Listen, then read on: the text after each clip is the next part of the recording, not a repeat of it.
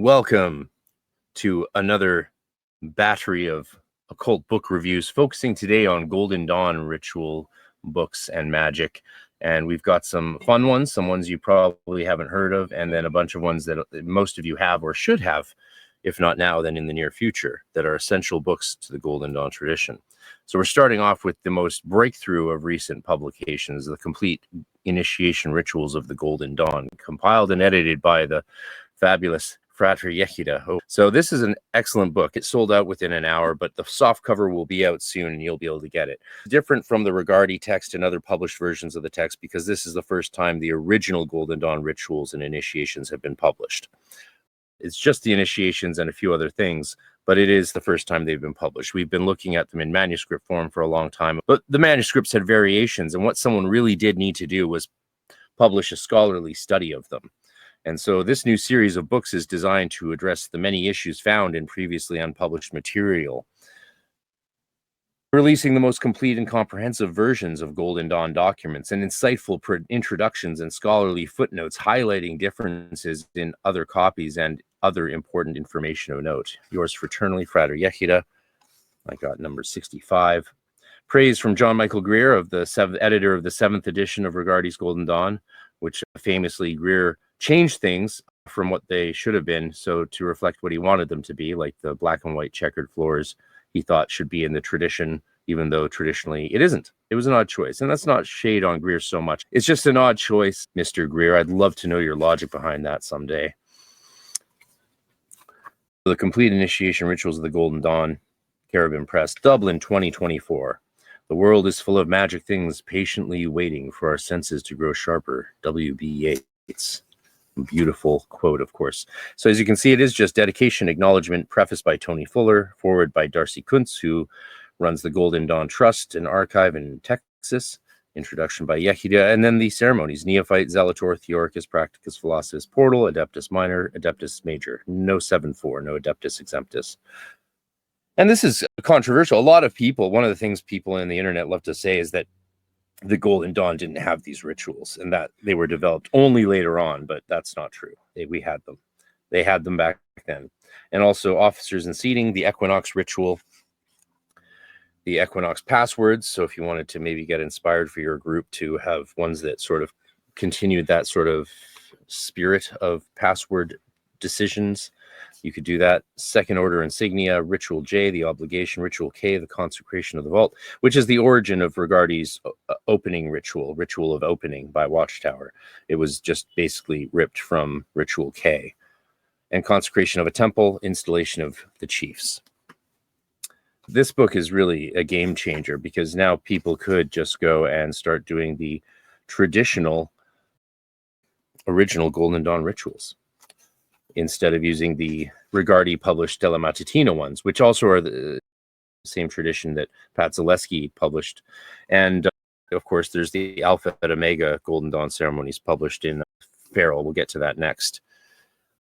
But if you're going to do the AO ones, you still want to check the manuscripts to make sure that there's not any typos. I love Mather's Last Secret and all of Nick Farrell's work. Big fan.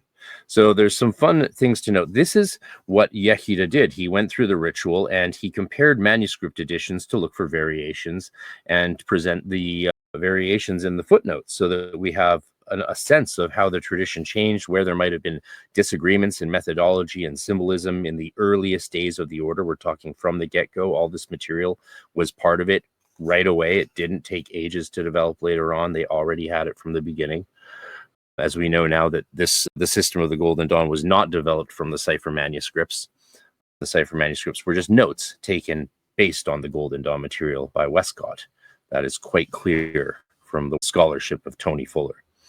So one of the fun things is you can see differences, such as, for example, when you look at the Neophyte test, something which is not done in the Stella Matutina versions. You don't have the Hierophant going over the entire exam at the end of the ceremony, but here you do. For example, before you can pass to the next higher grade of this order, you will have to make yourself perfect in the following subjects: the names of the alchemical symbols of the 4 elements, the names of the astrological symbols, and elemental attributions of the 12 signs of the zodiac, the names of the astrological symbols of the 7 planets, also their houses, exaltations, and triplicities of the zodiac, the names, characters, numerical values of the 22 letters of the Hebrew alphabet, and of course the names and English meaning of the 10 Kabbalistic sephira. Notice you don't need to know the actual Tree of Life glyph. You don't actually have to be able to show it, draw the Tree of Life. All you need in Neophyte is to know the names and English meanings of the 10 Kabbalistic sephira. By comparing manuscripts, you can see subtle differences. You have to make yourself perfect in the following subjects. Footnote 240. What does 240 say? Palmer Thomas in his manuscript says, before you can claim to pass on to a higher grade, you will have to make yourself well acquainted with the following studies. So not perfect in the following studies. This might represent that there was a variation or a disagreement on how perfect students' knowledge lecture exams had to be. Some people might have felt that you should be a bit more lenient. Others might have felt there should be no room for leniency at all. And certainly, I think most of us today would agree that based on what this test was and how minimal it is, asking someone to be perfect in this bare bones information, which today we all know from memes, essentially, all of this information is just very easily accessible. So there's an example of what the studying manuscript variations through the footnotes presented by Yechida allows us to do. Another example of the big difference is the prayers are generally the same, but the Zelator Earth prayer is very different. So for all of you out there who really love the prayer of the gnomes like I do, this is very different from the Stella Matutina one that I read. I've been learning this one. I've been memorizing this one to replace the Stella Matutina one, just because I've been saying the Stella Matutina one for decades. So that was worth memorizing it. But now I think it's essential. I make all my students memorize these prayers. If you don't want to memorize the elemental prayers in each grade, then I don't know what you're doing here. But this is just an absolutely fantabulous publication, and be excited for the soft cover when it comes out. It's going to be very exciting. Some surprising stuff in here, which I won't spoil. I'll leave that for you all to discover when the book comes out. But there's too many things to even talk about. Here's another example. The original images of the tarot cards, of course. What's a good thing I can talk about that was interesting? So there's something that a lot of people don't realize, is that this is something I don't think I even knew this till early 2000s, that Atzilut is actually just Kether, just Keter. So Bria is just Chokmah and Bina, and Yetzirah is all of this. Now, I've seen some models, especially in the Hasidic tradition, where Yetzirah actually is just Yesod. I've seen that. And also where they reverse Guf and Nefesh in some Hasidic diagrams I've seen. There's different ways of doing this. The question you should always ask yourself, of course, is what is it trying to explain? What is the paradigm in which it's functioning? And that's how you assess and derive meaning. And this is all the stuff that you memorize in Practicus and Theoricus, all of these, lots to memorize, but not too much, just a good amount of stuff. Let's move on. So this is one way to do Golden Dawn initiations, is with the complete original rituals. Then there's the Regardi and the Stella Matutina ones, which we all know and love, of course, and that can be found published in different forms. There's the Zaleski Golden Dawn Rituals and Commentary, which is one of the, I think, the most important book for Golden Dawn initiates these days. And then there's also, of course, the Regardi version of the initiations, which are they have some slight differences from the Fade Ra manuscripts that Zaleski uses. But then there's the Alpha and Omega ones, and these ones are wild. These ones are absolutely wild. So instead of 3 circumambulations, you only have 1. They're bare bones in a lot of ways. But there was some anathema to them originally, and now that's died down. And a lot of us actually think it would be fascinating to see a group begin using these rituals, using the original, or not the original, the latter day Mathers A Alpha and Omega initiation ceremonies. They're short and sweet. They're short and sweet. But there's a lot of good, I think, that still did come from that tradition. So let's take a quick look at the Neophyte so you can see what I'm talking about. about the reduction and simplification of the ceremony.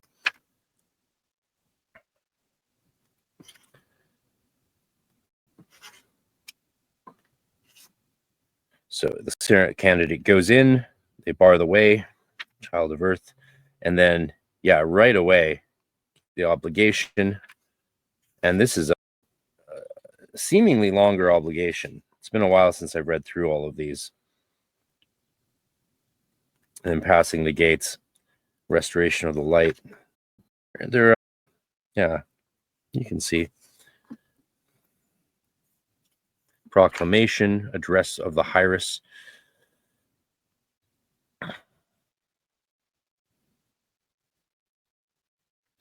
Yeah, look at that. The Carrick's speech is way reduced here.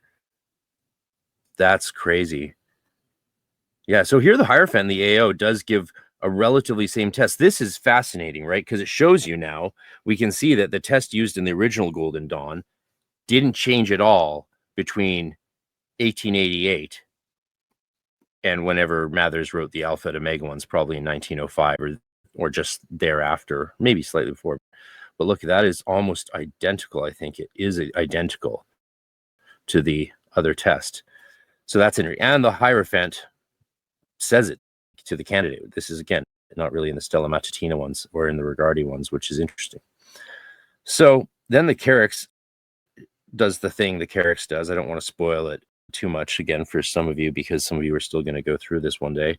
And the Carrick's just says, short and sweet, as this pure and limpid fluid is changed into the semblance of blood, so mayest thou perish if thou betrayest thine oath of secrecy to this order by word or deed. Now, Carrick's was one of my favorite roles to do, and I was so keen to do Carrick's. I even agreed to do it after I was in 5-6, and so that was really awesome to have it was awesome to be allowed to do that, because usually 5-6 people have a lot more obligations to do and aren't allowed to take up minor roles, unless you're lucky to have one of those temples that all the officers are filled by adepts, and that's, of course, that's a good thing. Lucky you if you're in that situation. But the Carrick's speech is one of my favorites. It starts off, nature is harmonious in all her workings, and that which is above is also like that which is below. Thus the truths by which material science we cling to. It's just a great speech, and here it's reduced to just this threat, essentially. So that's not inspiring. Then the closing, and that's that. Then there's the commentary here by Nick Farrell, and the commentaries are great. I really, again, I like Nick Farrell, love his work. Love you, Nick. And yeah, so if you want to see the AO rituals, get Nick Farrell's Mather's Last Secret. It's a funny story how these manuscripts were found. It is a delightful story. And but if you're going to use these rituals, I have heard Sam Scarborough told me to check the original manuscripts, because there might be a few typos. If you care about that kind of precision, you can keep that in mind. But yeah, fascinating. Oh, then you have again, another thing a lot of people get wrong apparently is they do the passive spirit pentagram for passive elements and the active spirit pentagram for active elements, which is wrong. You should always do both active and passive spirit pentagrams for all the elements, because you're equilibrating the spirit by which you invoke, summon the element. So there you go. That's something almost everyone gets wrong these days. Why? Because they're listening to YouTubers instead of initiates. Just kidding. I love the YouTubers. Technically, we're on YouTube, so there you go. And thank you very much, Brent Edwards, for the donation, the super chat. Thank you so much. You guys have no ideas. I can totally keep doing this stuff and do it more and more, but it's just the software costs a fortune. So there we go. What else is there worth checking out in this? Some different versions of the drawings, it looks like. There's a whole back section of this book I really want to show you, so we're not going to spend too much time on the AO initiations, especially since you can just get this book super easy and very affordably. So Ritual B, Supreme Ritual of the Pentagram, for those people who are shocked to discover that the people teaching you on YouTube are not teaching you correctly, here's a manuscript. You can go look at it and find out what you're doing wrong. Because this would be an accurate manuscript. Plus, Nick's analyses, he's not stuck in the past. That's something I really appreciate about Nick. And then you have Ritual C, the hexagram instructions and how to draw, how we, like, this is important. We do this precisely. We don't mess around by just drawing these things any which way. Then you have the broken hexagrams with a new method of doing, well, not new, but something that I wasn't taught and that a lot of people weren't, which is the tracing of the planetary symbol inside the hexagrams when you're doing a specific planet invocation for the lesser ritual of the hexagrams. So that's something that we didn't do in our group, but something I would like to maybe try adding out. And then he even went through the trouble, Nick's a real gent there, went through the trouble to give you every form of it so you can make sure you're doing it right. I think these are all correct. It's very easy to get a mistake. So this is the Mars versions, the Mercury versions down there. And well, there should be the rest. I thought he had all the rest. Maybe they're further on. Oh, maybe not. I think that's just an example. He's just giving an example of the logic. Once you understand the logic of how that ritual works, then it all makes sense. And you should understand the logic. The whole point of the Golden Dawn tradition is that we deeply understand our symbols. Here's a nice quote I highlighted. Truth, which these Alpha and Omega rituals answer another important question. They are saying that the order was never perfect. It never contained the complete truth. Truth, which was there, had to be found by the magician who, using the terms of the ritual, completes the word with his or her higher self and parts the veil. Amen to that. Absolutely. That's why I love Nick. That is the kind of thing, like, yes, thank you. Like, it's on you. It's on you and your work. No one can do the work for you. All right. What's next? What's next? We've got a treat. We're going to do a little ad.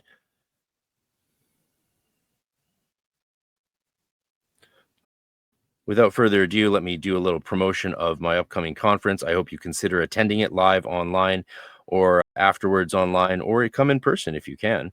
That would be absolutely fantastic. So, what's coming up? This is coming up. Canada's only occult conference returns this July 11th to 13th. Enochian is an opportunity to come together with leading scholars of esotericism and practitioners of Western occultism in a friendly and open environment in Vancouver, Canada. This year in 2025, with presentations by an amazing group of presenters, including Dr. Justin Sledge, Dr. Terry Burns, Father Aaron Leach, Dr. Sasha Chato, Frater Eleftheria of Lifting the Lamp, Dr. David Litwa, Chris Trenholm, Daniel Rekshan, David Rankine, Ike Baker, and P.D. Newman. You can also attend live online and experience premier presentations of cutting-edge research and discoveries, and experience beautiful British Columbia. Register to become a member and you also get included 2 upcoming winter workshops and access to Dr. Sasha Chato's phenomenal year-long undergraduate level course to introduce you to the academic study of Western esotericism. This is not even available at universities at the undergraduate level, but will be included now for everyone who registers to Enochian 2025 before July. Tarry not and sign up today. Go to enochiacon.com or arcaneresearchsociety.com for more information.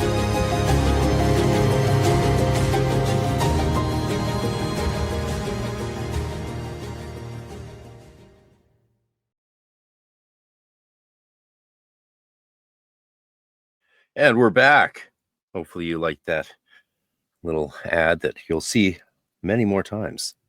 Not too many. The King Over the Water. Oh, yes. Samuel Mathers and the Golden Dawn. This is a very controversial book, about a controversial man. It's hard to say that about a lot of Golden Dawn people because no one's as controversial, of course, as Crowley, and he took the cake on that one. And so when you talk about Golden Dawn people and say, oh, he was controversial, everyone will always be Crowley. Yeah, he took the cake on that. But this upset us so many. I can't believe how many people this upset. And I love that it's upset people, because it means that there's still a discussion to be had about Mathers. And I want to talk about Mathers a lot more than I get to. And this is the kind of book that can facilitate it. You can go read this and you'll have lots of thoughts and feelings on the fellow. And I think he's a fascinating guy. And now, of course, that we know that the whole Golden Dawn tradition was developed by him with the help of Westcott and Woodman, and more helped by Woodman these days, we realize, than we used to think. And the Golden Dawn tradition was not developed from these cipher manuscripts at all, as we used to think. So now that we know that, Mathers takes on a whole new significance. He really is, as a matter of fact, the genius behind the order. And I like to think that a lot of it came from, see, I've highlighted the shit out of this book. I like to think that he deserves the credit, but I also think a lot of it was delivered by spirits to him, because we have a lot of evidence that was the case. So this is a biography. It's a real, I couldn't put it down. Nick Farrell, when he does biographies, I hope he does more of them, honestly. I can't put them down. This and Beyond the Sun, about the Frater Raw group. I just love hearing about Golden Dawn history, and wish we had many more. I wish we really had something definitive, but we got nothing even close to a definitive history, and we may never get one. The people who could write that are few and dwindling. There's probably one person who could write that. So this is the life of Mathers. It goes through his history and into the teachings and some commentaries on some key documents, as you can see.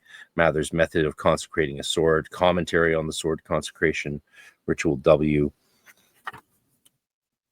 Yeah, it's just a biography, and it's incredibly in-depth.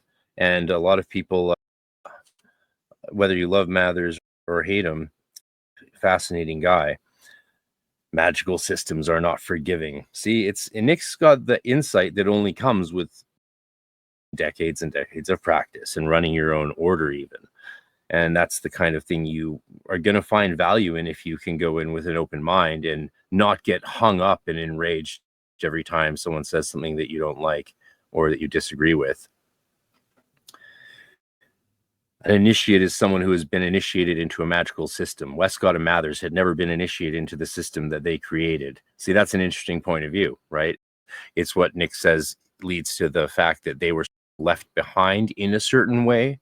They didn't get the benefits, and like they were arguing over who would take on some of the major duties, like on the cross in the inner order annual consecration. We won't say too much on that. But these guys didn't want to actually, it really looks like no one wanted to be the head. And that's how it actually was in the order I was in as well, is no one actually wanted to be in charge. That might seem odd for you, some of you, to hear that, but I can guarantee you it's the case. It is a fact. No one wanted to run. The people who did weren't even allowed into the inner order. We were quite careful to not let people in who clearly just wanted to be top dogs. Those people, we had a pretty good way of filtering them out. And then they would leave and go do their own thing, like Martin did. Here's another quote I liked by Nick. It does not matter what rubbish you think about yourself, your grades, or your ritual experience. You are standing before the avenging angel, the Golden Dawn, and asking for judgment and death so that you can be reborn. It is harrowing enough for anyone who has experienced the 3 to 4 years worth of preparation. But at that moment, Westcott and Mathers were judged by the order and had been found wanting. See, it's an exciting read. It's an exciting read. And the more history books like this we get with strong opinions, I think we want strong opinions from authors like Nick, the more we have a variety of points of view that could eventually lead to some like maybe cool novels or TV shows actually being made about this, the tradition and the history. That would be so much fun. The birth of the Alpha et Omega. Yeah, the whole Crowley's return from Paris to report about the successful coup. Yeah. And there's some fun photos, of course. It included some fun photos. Book of the Tomb. Diagrams, the energy influences, color systems. the regalia is interesting because you see a lot of creative interpretations of the regalia these days that are not so much based on the tradition, and some that are just from different eras. I don't really know. I'm not a scholar of the minute changes that occurred over time. But here's some symbolism that a lot of people aren't aware of unless they've taken the role of Hyrus.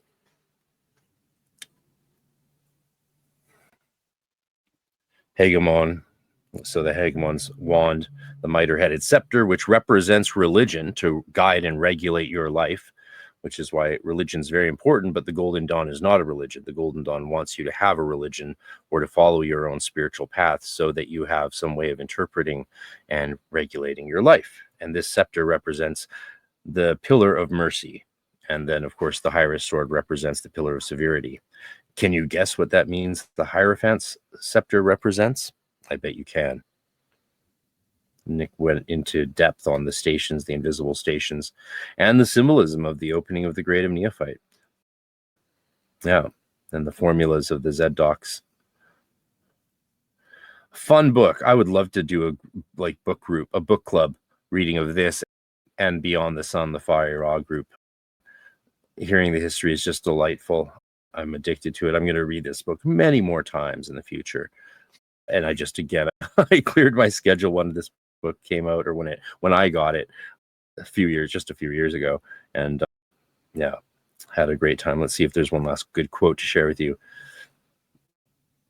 This is on the adept standing in his sphere of sensation should raise himself unto the contemplation of Yehida, Yud Het Yud Dalet He, and from thence aspire downwards into himself, the lower genius, as though temporarily to inhabit himself as its temple.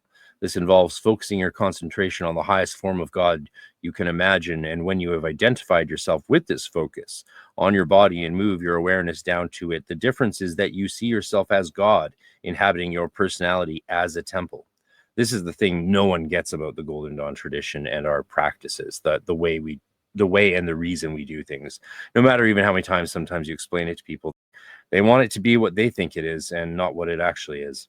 This is a good mindset from which to start any ritual. Mathers expands this by telling the candidate to stand in the form of the cross, which is a symbol of sacrificing the lower self to the higher will.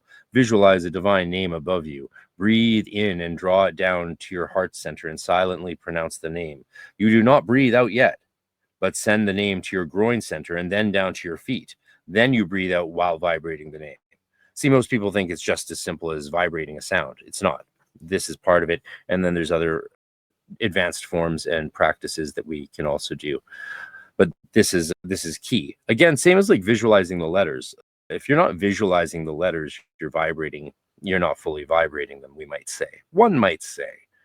What this does is to draw down divine power into material world and extend it by doing the sign of the Emperor, followed by the sign of silence. This was called by Mathers a great secret and development of the vibratory mode of pronouncing divine names. It should not be used with elemental or demonic names because you are drawing the energy through your own body. Using a lower force will unbalance you completely. This is also called the vibratory formula of the middle pillar, and notice it is nothing like the formula suggested by Israel Regardie in his The Art of True Healing. Yeah, and so there you go. There's so much good stuff in this. It's not just history, it's everything else as well. Talking about how the system works, what the goals are. So if you're like following the self-initiation book by the Cicero, reading this stuff is essential. If you're not reading this stuff, you're not taking the work seriously. Though, again, you don't necessarily want to read ahead if you're in a tradition where you're going to go through any of these ceremonies physically. Yeah, don't spoil it for yourself, but at the same time, actually study what's meant to be going on. The circumambulation is the esoteric life of the candidate. Beautiful.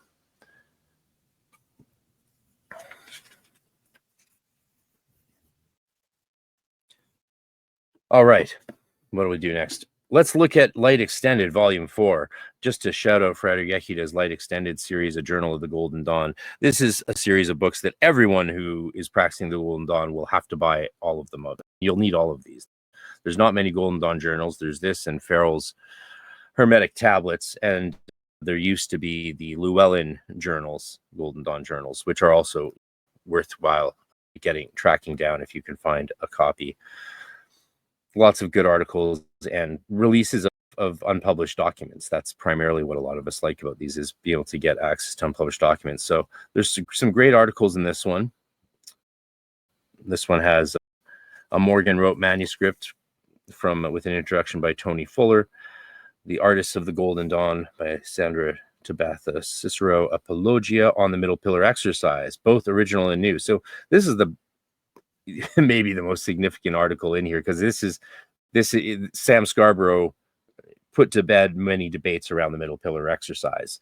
And I was just having people yell at me the other day saying that you're doing it wrong if you don't do a Kabbalistic cross before or after or both, which is not true. That's not true. They're reading that somewhere and it's not correct. However, I can see no reason why you wouldn't want to do those rituals, that ritual to bookend it.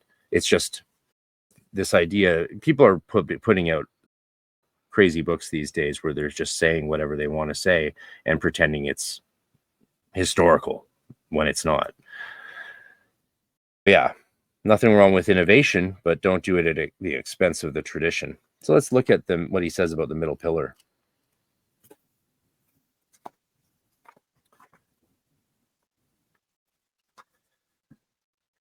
Middle pillar.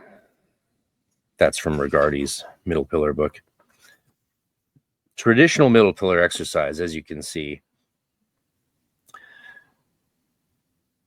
So there is a paper from the Stella Matutina, which seems to date from the 1920s,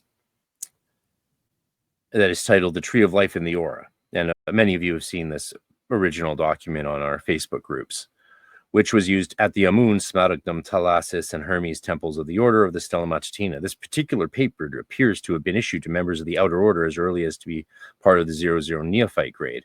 This paper consists of a series of 3 exercises. The first is the Kabbalistic Cross, the second, the LRP, and the third, the building of the middle pillar. This third exercise is given as below. Right? So, as you can see, it is not anything like what most people think the middle pillar ritual is today, as described in things like modern magic over there. Stand up, raise yourself and your imagination together, a brilliant light above your head. Imagine the light descending to Da'at, the shadowy Sephira, which envelops in the course of evolution as we learn the domination of our mental and emotional propensities. The position of Da'at is at the nape of the neck. Its diameter to be imagined as about 4 inches. It is the symbolic link between the higher self and the ego or conscious self.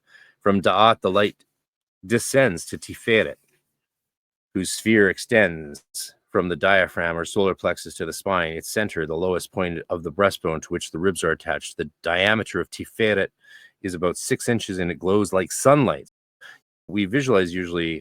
I visualize the spheres in divine white brilliance, except for Tiferet, which I visualize now in sunlight. Below Tiferet, the light descends to Yesod and the region of the generative organs. So you notice you're not vibrating divine names as you go down and visualize these Sephira, right? So there you go. There's the big difference. You're not visualizing Kether vibrating, visualizing Da'at vibrating, Tiferet vibrating. You're not doing that. And then you go all the way down to Malkut. So he points out how different this is. The idea is the middle pillar there's middle pillar exercises. There's no single middle pillar ritual. There's just the middle pillar exercises. And clearly you can figure out for yourself how easily it can be adapted for different purposes, whether it's God form working, rising the planes, healing work is a huge way in which we use the middle pillar in healing work. But you can also use it for everything. It can be used for everything, which is why I think people are sensitive about the way they do it. And yeah, so you got to be gentle when you're correcting people or trying to show them different approaches, because people can be quite precious about their way of doing something. And it's always nice to try and be gentle. Regardi's middle pillar exercise. Another thing that's interesting from an unpublished Frater Raw manuscript is describing Da'at as the pineal gland, or as encompassing the whole head. And I think that's important. So there's something to say about that. The Nefesh. Anyway, that's a great article. Go get volume 4 and read the middle pillar article. I'm not going to show you more than that, because you really should get this book. And it's a long article. It's a long article.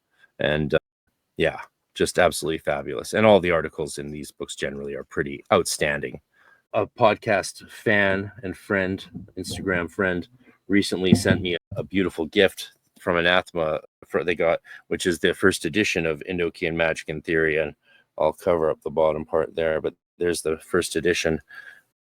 So that was pretty cool to get that as a gift. Thank you very much, Dan. I treasure it. And Yehida said he was glad it came to me, that version. So I love these books, the Enochian Magic and Theory and Enochian Magic and Practice by Frater Yehida. I love them, of course, because they do address both Golden Dawn and traditional Enochian magic, and I practice both. And I practice them in very distinct ways. I don't really combine them at all. So Enochian Magic and Theory, you don't actually even have to read it first. You could get whichever one you want first. He goes through all of this history that you'd expect. He catches a few mistakes that other people have made. He gives his own take on each of the different tools and shows you how the names are extracted with really excellent diagrams. If you want to understand the diagrams and how these things are done, he did a really good job. Plus, he also correctly assessed the way the table should work at a time which many people were saying it should go the other way. Wait, no, he has the opposite way. He has the opposite way. Now we do it this way. I've always done it clockwise. There's the engraver error debate, and I always felt if there's a debate, then I'm going to go clockwise. But it was commonly thought it should go this way. So you can look into that debate for yourself. It's very popular on the Enochian Facebook page that we use, that all the serious practitioners are on. So you can go check out the debate. Joseph Peterson has addressed it in his new edition of his book, which we'll do a review of in the next couple days. So here you can see there's the engraver. You got Bozo, right? So the original engraving here, I can just explain this quickly. So there we got Bozo. I like to call it the Bozo debate. So don't be a bozo. There's the Bozo. So here we have it. Here's the original engraving, and we got Bozo there. But then they said that this was flipped, that this should be reversed, but not the ensigns. The ensigns shouldn't be reversed. Just that. How could you have an accidental reversing of the border, but not the actual layout of the diagrams? That always seemed absurd to me. And whenever I asked people, they just said, "Oh, we don't know, but that's how it should be." It's no, you're wrong, and I was right. So this should be over there, according to common theories these days. But again, people do it both ways, and it's not the end of the world. There's even debates about some of the letters, which again, Peterson has done a full update of the debates that we've been having and that I've been a part of for the last 5, 6, 7 years. Before that, I wasn't really interested in traditional Enochian magic. I just did GD magic until my experience in Prague. So here again, we have the Bozo method, as I call it. But yeah, do it either way you want. This way goes counterclockwise. The other way goes clockwise. So it's a great book. The Bonorum, I love this section especially. I believe he was one of the first authors to correct errors done in the Laman as well.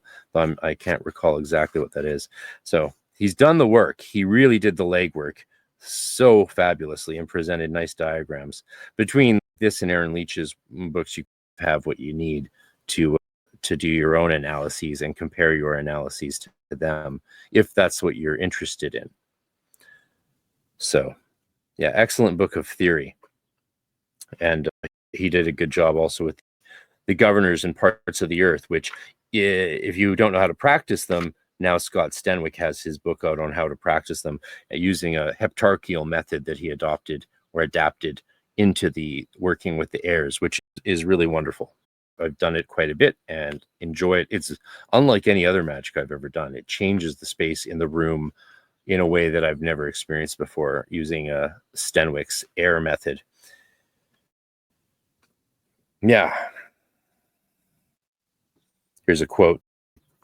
This approach has been slated in recent times by D purists who claim the Golden Dawn simply made this up. But Nalvaj's words suggest that this approach is viable and just as plausible as an application to the Liber Loga. What's he talking about? You'll have to get this book to find out. Okay, then there's some dictionary stuff. The practice book, I'm going to show you just one of my favorite things in this, because it's a simple thing he did, but it's the kind of thing that really can help beginners get excited to do the work themselves. He scried the letters, which is not a strange thing for a GD magician to do at all. It's par for the course if you're a Golden Dawn person. We scry everything. We scry everything. If you see something, scry it. Write it down. So he scried all the letters and shared the results of his scrying operations with them, which is just great. I think taking this and taking the book that Dr. Terry Burns helped get done by Vincent Bridges, the Ophanic, is it Ophanic? It's not Ophanic Revelations. It's called Ophanic. Oh, darn. Anyway, the book by Vincent Bridges with Terry Burns has an amazing analysis of the letters. And so compare that to this, and then do your own scryings and get your own experiences and visions of the letters, and just let each letter, because each letter is very powerful and significant on its own in the Enochian system. So just make your own like little letter cards. You could even print out his, I suppose, just photocopy those and color them in if you want, or do it black and white. White on black or white on black would be a very sound way to do it, in my opinion. So then he goes into some Watchtower opening stuff, which is interesting because that's, of course, a departure from the traditional D-purist approach, which Yehida is far from allergic to. And yeah, he goes into the Golden Dawn method of working with the triangles, the pyramids of the Enochian tablet, which brings in the Egyptian gods into this form of Christian angel magic. And that's fascinating. It's very Hermetic, of course, to fuse those two things together. That makes the Golden Dawn magic even more Hermetic, is the fusing of Egyptian gods with Christian angel magic. That there's nothing that could be more Hermetic than that. The purest talismans, heptarchic kings. Here you go. I do a slight variation on this, but this is definitely what inspired the version I produce and use for my workings.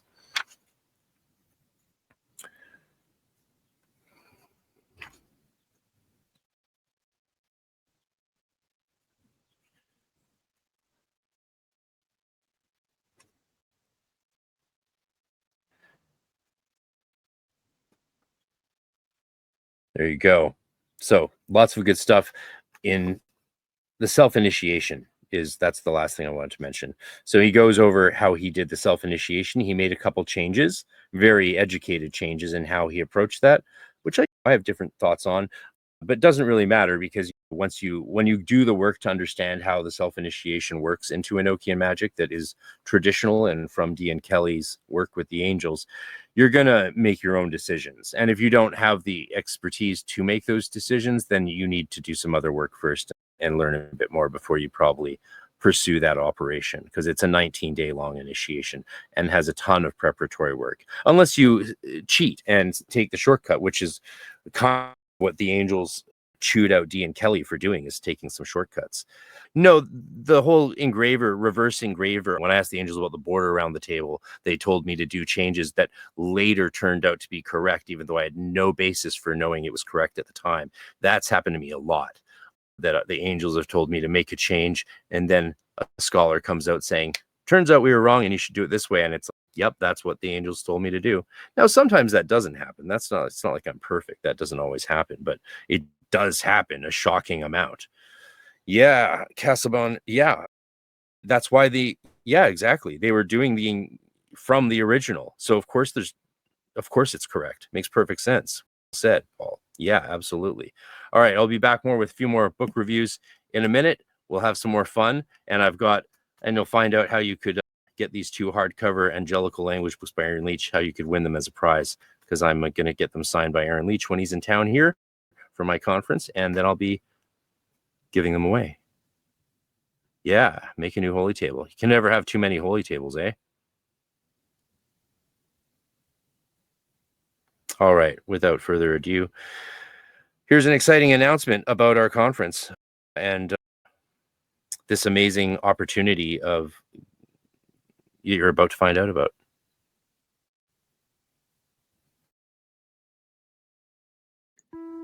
The Arcane Research Society proudly presents Dr. Sasha Chato's Introduction to Western Esotericism, a fully online course with over 45 hours of recorded lectures. Study at your own pace with a course guide, reading lists, and immersive activity packs.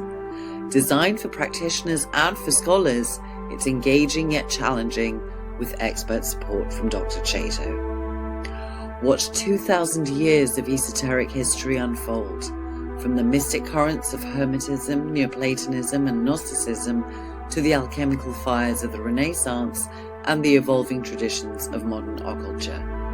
Uncover hidden truths, debunk myths, and trace esoteric thought through time.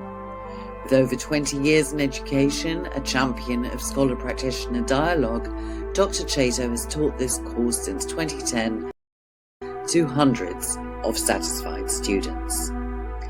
Get this course free with a ticket to Enochian 2025. After that, it's $1,500 Canadian for Arcane Research Society members or $2,000 Canadian for non-members with lifetime access.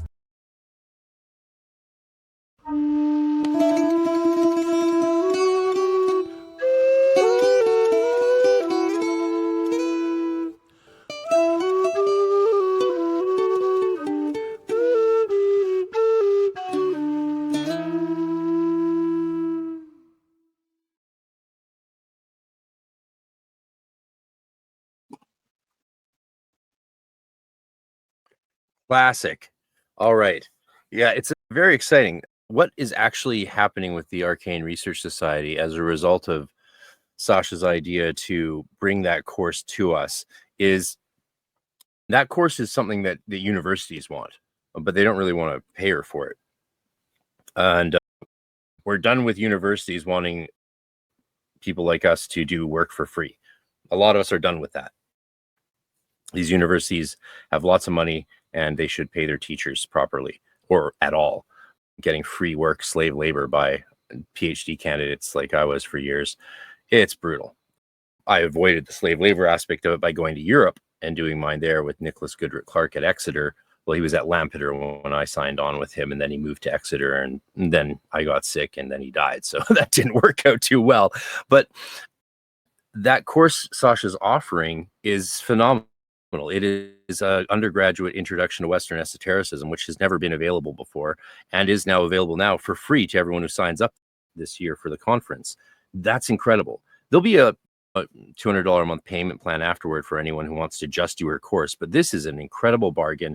It's a deal I struck with her to promote what we're doing, and what it's led to actually is turning the Arcane Research Society from something which is designed to promote in-person events and online events, but focusing on in-person events, retreats, conferences, pilgrimages. That was always the idea since I launched the ARS in 2019 with Angela Voss, Dr. Voss at her program in Canterbury. I presented the whole idea to them. They were behind it. Then COVID happened right when we had our conference fully set up for 2020. It was disastrous, of course.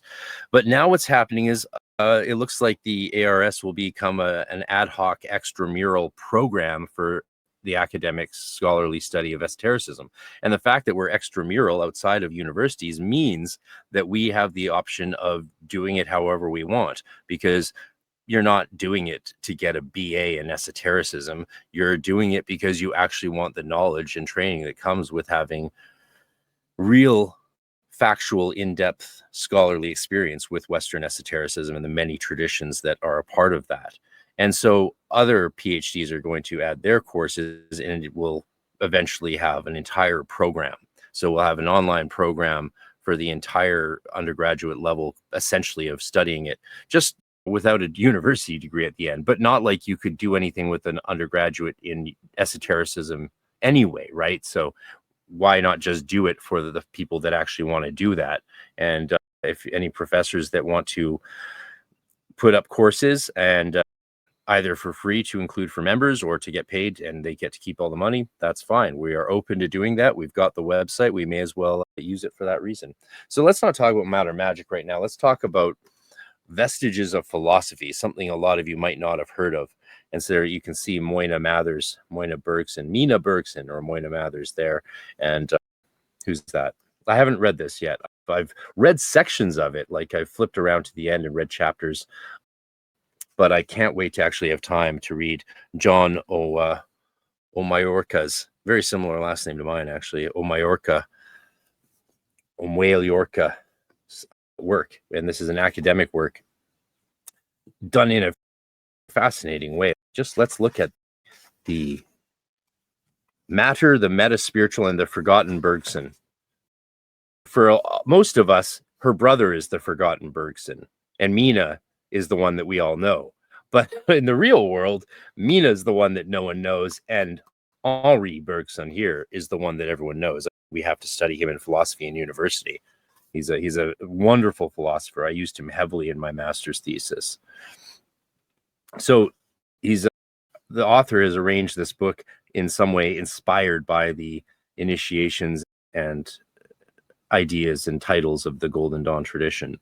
Strange Memory, an introduction in 5 parts. 1 equals 10. Zelator covariant, the Ipsissimus covariant, the Theoricus covariant. And what's it about? What is this about? Among the many challenging ideas found in the works of Henri Bergson, one of the strangest and most difficult is what he called the complete relativity. That's not something I studied when I studied him. I studied mostly his understanding of intuition and memory. So this is looking at Mina in the light of her brother's philosophy and in the light of a lot of other philosophical stuff. It's definitely for academic people, but I think would be a lot of interest to practitioners as well, which is why I thought I'd draw some more attention to this book. And yeah, there you go. Check it out. Manon Hedenberg White, she's well known. She's great. And some other people. Yeah, I highly recommend. I am going to talk about this more once I finally get through reading it. It'll probably take me, I'll probably be able to slot it in by the end of the year, maybe if I'm lucky, and get through it then. Oh, someone near you ordered my Desert Island book, eh? The Hermetica 1 and 2. Yes, you're very welcome for the recommendations. I hope you used my affiliate links. That would be very nice of you guys to use the links I will put under these videos so that I can get a couple cents to help pay for my StreamYard costs. I need to make a new holy table. Did I hit up Stanwick? Stanwick, yeah. We can't have everyone every year, so hopefully he'll be willing to come next year.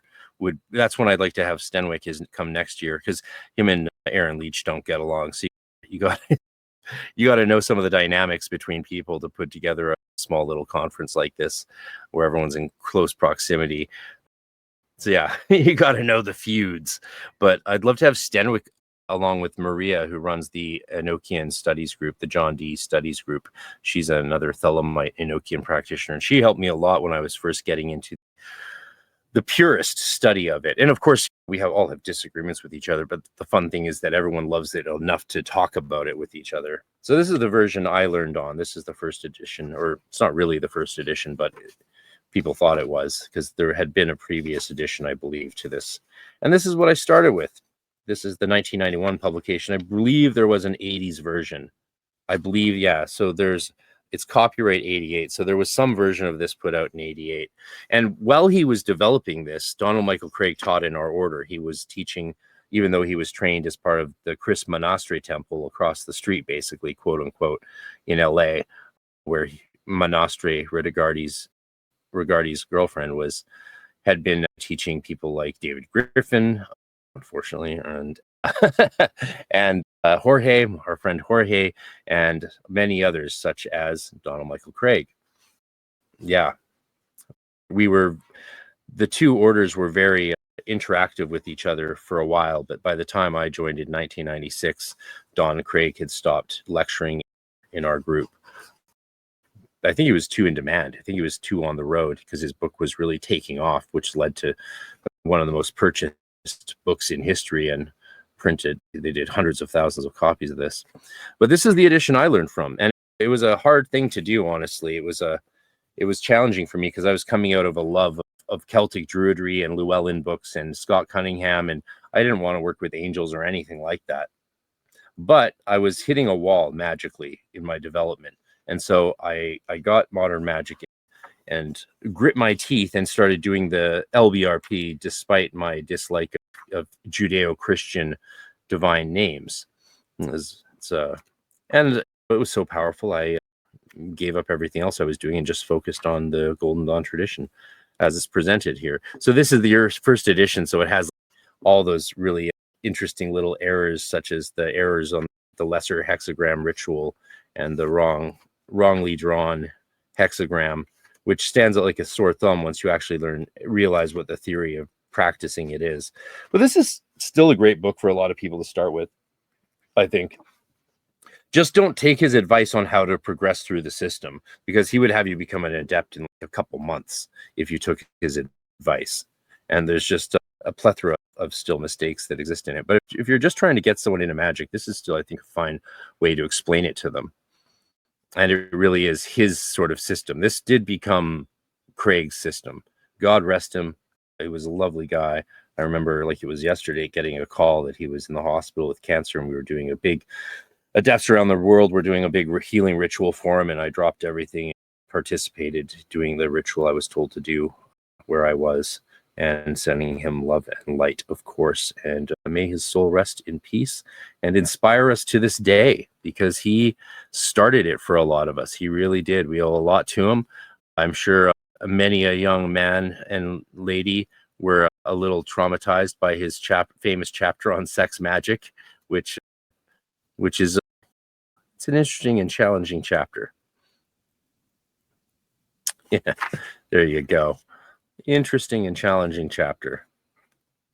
However, I did use a lot of that stuff when I started dating, and then with my wife for a long time, we tried to practice some of these things, but it was never really my cup of tea, sex magic, not really at all. So still an excellent introductory book for people to get into. And he does here's the thing you can do to actually get the most out of this book is is actually do all the things that are presented. So don't move on from memorizing the Hebrew alphabet until you've memorized the Hebrew alphabet. That's the mistake I made when I was 14. I was like, I can come back and learn that later. He said to make the tools. I was like, that seems too much right now. I'll do that later. No, those requirements are there to let you know that you're not ready to move on until you've done them. Of course, these days I would do things in a completely different order to back then. But the way he presents the middle pillar, the circulation of the body light, that was so powerful. It's one of the reasons magic changed my life, because of how powerful these practices were. Absolutely. It didn't just change my life. It saved my life. It saved my life, my sister's life, maybe even my mom's. And thank God. Yeah, so there's the mistake. If you don't know why that's a mistake, study the theory. Don't ask someone. Study these other three, and then you'll realize why it's wrong. Study why these are the way they are, and then you'll figure it out for yourself and maybe gain an IQ point or something along the way. And again, his instant relaxation ritual. I remember in grade 8, when I started doing this ritual every day at recess, I would lie down in the sunlight on top of this big wooden structure in the courtyard, and I would do this. And people left me alone, of course, because no one wanted to mess with the witch in grade 8, the gothy witch kid in grade 8. And it was so powerful doing this relaxation ritual. I just felt so charged up afterward that eventually I started doing the other techniques in this book. But by the time I got to the ritual to declare your own adepthood, boy, did ish hit the fan. And I have a diary entry all about that. And the spirit that attacked us that night, me and my coven, when I tried to become an adept after very little work. Yeah. I like that there's yoga poses in that. Sun salutations, I swear by them, and you should too. And then the famous mispronounced rending of the veil from opening the 10th Aether of texts. So famously, this is very mispronounced, drawn from Rigardi. We've got the text with the correct pronunciation from the Golden Dawn in it. And if you're doing traditional Enochian magic, of course, just pronounce it as it looks. That's good enough. Ol Sonof. That's not actually spelt right. That's not even how it's written in Enochian. It's not even presented. He doesn't even present the actual proper spelling. There's no U there. So that is phonetic. Ulsonf. Vorsk. Or Vorsch. Consecration of the Rainbow Wand. I love it anytime people add extra information on the Rainbow Wand. I'm a big fan of using Rainbow Wands in my work. Love those tools. Yeah. So many memories whenever I pick up this book. So many memories. He teaches a lot of good stuff in here. And It's, yeah, the new edition, I think. I have never looked at the later second and third edition. I probably should take a look at them, read them through, and see what I think. Let's go to the complete flying rolls. Modern magic was your first venture into ceremonial magic. Yeah, I know, right? So you know exactly where I'm coming from when I talk about modern magic, and my heart just starts glowing, and I just feel this, like, the power of youth and memory and the joy of really doing something for me that actually worked. It's crazy. All I did was start doing those rituals, and the way everyone treated me changed completely. Turned my life, it just changed everything. And it gave me this crazy discipline to go from a straight F student, basically almost a straight F student. I think I got 1A in grade 9, and the rest was like Fs with a C minus somewhere. And then from grade 10 on, A pluses. I broke almost every record our school had in most academic records in Western Canada. And I required that I did my homework before I did my magic work after getting initiated at the Golden Dawn Temple. So that was a good rule to have for me. Oh, obviously it affected my social life. I didn't have much time for D&D anymore, and I didn't date. I chose not to date. I decided not to do that until I had done everything, until I finished the Golden Dawn Outer Order in grade 12, went into Portal, and then I got a girlfriend. Did not go well. So this is the complete flying rolls, and rolls as in scrolls. Flying rolls is a term from the Hebrew Bible referring to a flying scroll in the air. And this is the definitive edition. There's a previous edition of commentaries that's also absolutely excellent, also from Cherubim Press. But this is an edition that's even more complete, compiled and edited by our dearly departed brother, Sam Scarborough, who it's just so tragic that he passed so young. Oh my God, I think 54 or 58, just brutal. And here's the definitive edition as far as any of us can assess. I think it's safe to call it that. The other edition of the commentaries on the Golden Dawn Flying Rolls is great because you get all these extensive commentaries, whereas this is primarily the rolls themselves. And there's the famous, let's take a look at one of them, Subject for Contemplation.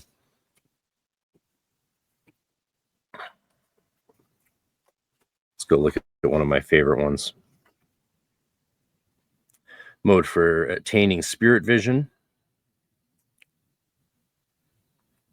So these were practices and techniques that adepts wrote for each other to study. So you would develop a practice or a ritual, write it down, and then you would pass it around in these scrolls called flying rolls that other adepts would copy and try out. So this, for example, to obtain magical power, I think this is one written by Westcott, if I recall. One must strengthen the will. Let there be no confusion between will and desire. You cannot will too strongly, so do not attempt to will two things at once, and while willing one thing, do not desire others. Example, you may at times have passed a person on the street, and as soon as passed, may have felt some attraction and the will to see him again. Turning round, you may have found that he also turned to you. The will, though untrained, may have done this. But if you, untrained, walk out again and decide to make the experiment of willing that he who passes you shall turn around and try it, you will fail because your desire, the desire of gratifying your curiosity, has weakened the force of your will. The way I usually describe this idea to people these days is just don't split your attention. If when people ask, should I also do this when I'm doing this, are you splitting your focus? If the answer is yes, probably not. There's times when you need to focus on multiple things at once, to be sure. But in general, focus on one thing, then move on to the next, and then the next. The flying rules are foundational. It's if someone wants to understand how they actually practice their magic, this is also what you read. And there's some history stuff in there too. Some slightly bogus history at times, of course, but that was the Victorian era for you. Yeah. Again, this book is an important book to buy to support Cherubim Press and the work of Frater Yehida and all he's doing out of Dublin to expand our tradition to encompass more of the original teachings and all of that. So please do check it out if you are interested and support Yehida's great work. Let's see, there's not many images to show you in this. Not too many exciting images. On scrying and traveling in the spirit vision, that's a great one. Yeah.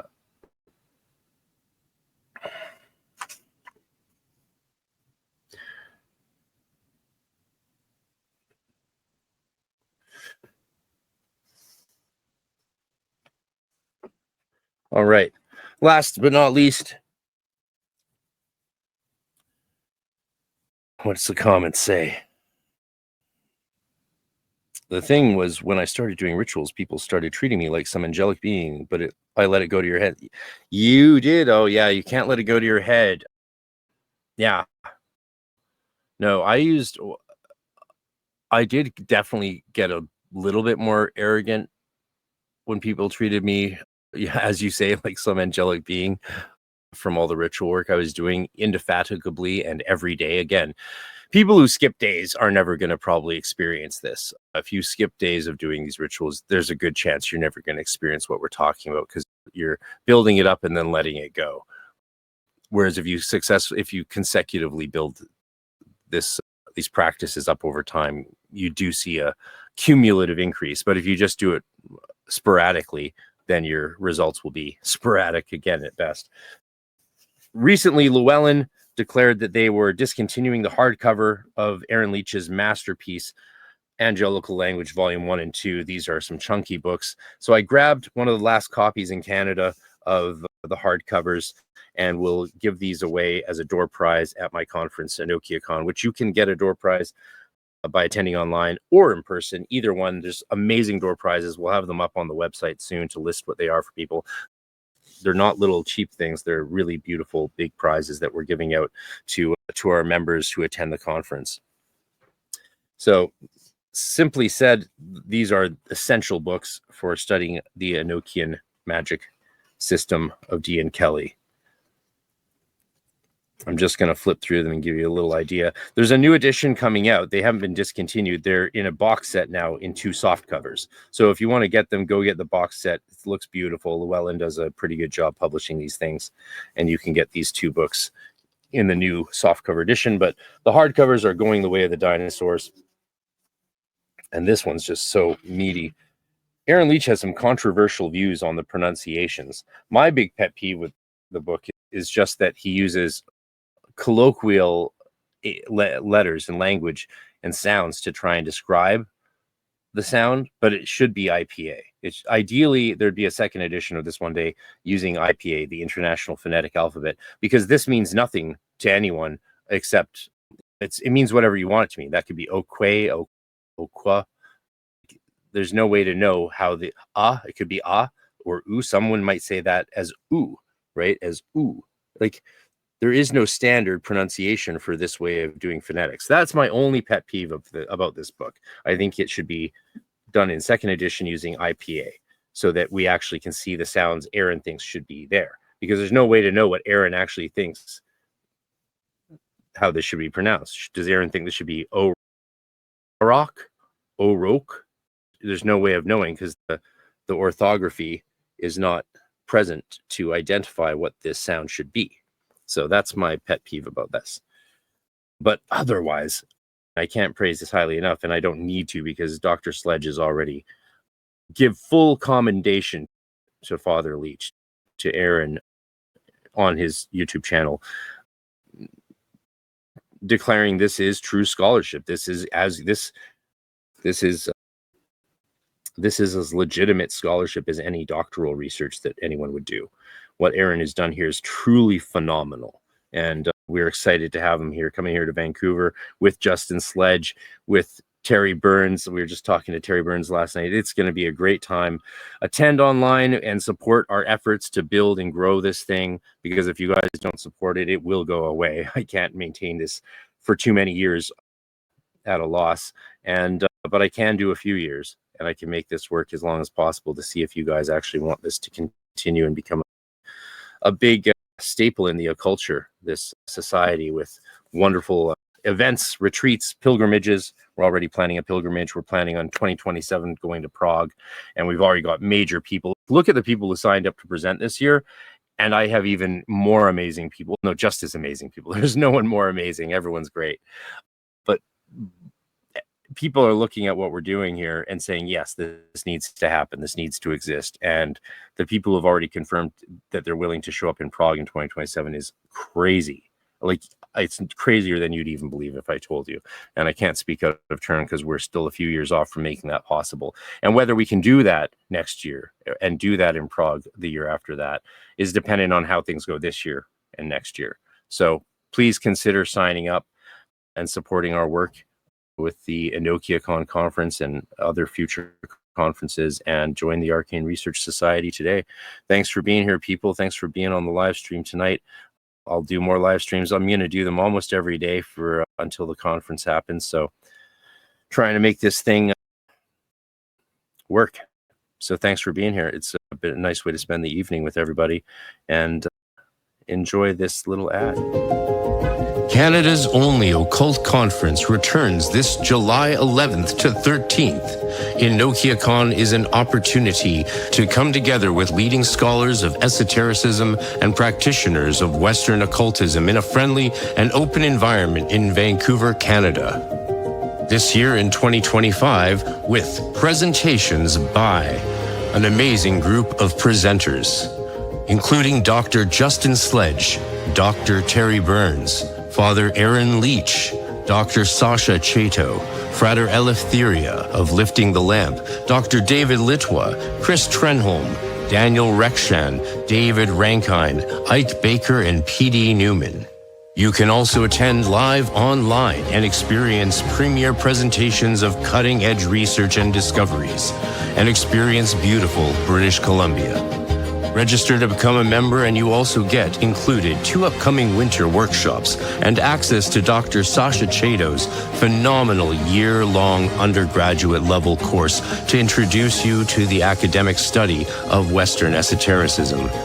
This is not even available at universities at the undergraduate level, but will be included now for everyone who registers to Enochian 2025 before July. Tarry not and sign up today. Go to enochiacon.com or arcaneresearchsociety.com for more information.